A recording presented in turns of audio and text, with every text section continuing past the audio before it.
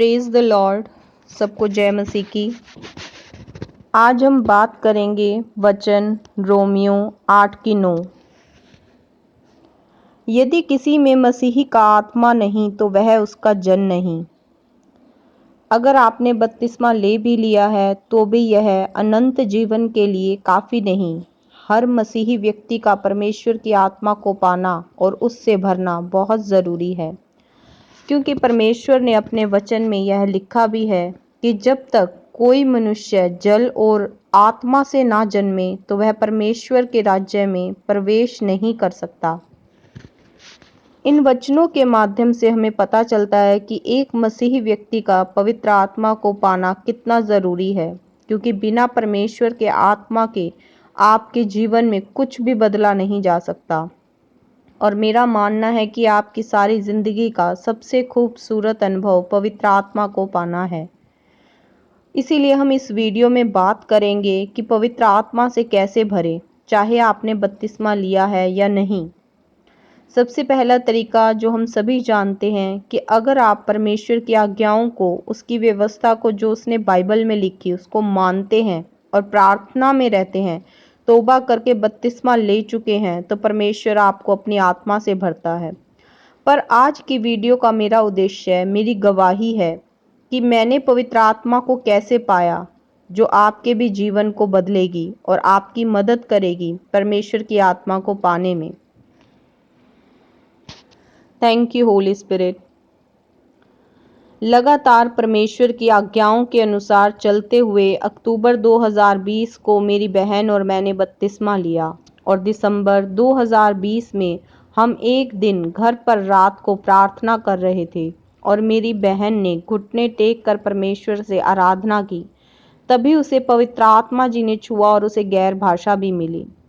तभी मुझे अपने स्पिरिचुअल फादर अपोस्टल अंकुर यूसुफ नूरुल्लाह जी के वचन याद आए कि जब आपके साथ वाले को पवित्र आत्मा छुए तो आप परमेश्वर से प्रार्थना करें कि परमेश्वर, जैसे तूने मेरे पड़ोसी को छुआ है मुझे भी छू और मुझे खाली ना रहने दे।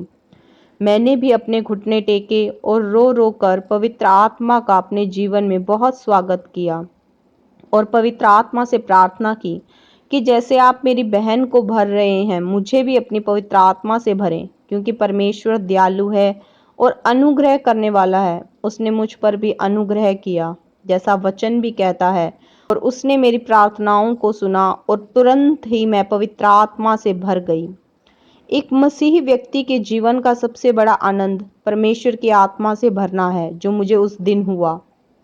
जैसे ही परमेश्वर की आत्मा ने मुझे छुआ, मैं रोने लगी, जोर जोर कर तालियां बजाने लगी और मुझे इतना गर्म एहसास हुआ जैसे किसी ने मेरे दोनों कानों के ऊपर सूरज को रख दिया है, और वो एहसास मुझे आज भी आनंद से भर देता है।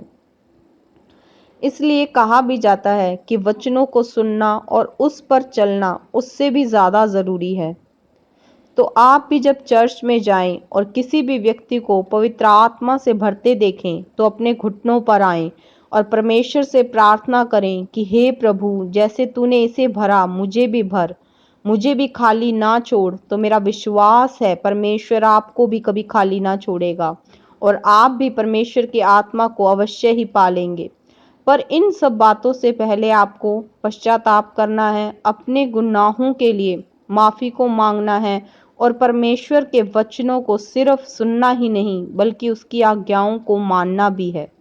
तब चाहे आपने बपतिस्मा ना भी लिया हो, पर अगर आप सच्चे दिल से परमेश्वर से अपने पापों की माफ़ी मांगते हैं और परमेश्वर से उसकी आत्मा के लिए पुकारते हैं, तो वह अवश्य ही आपको भी भर देगा।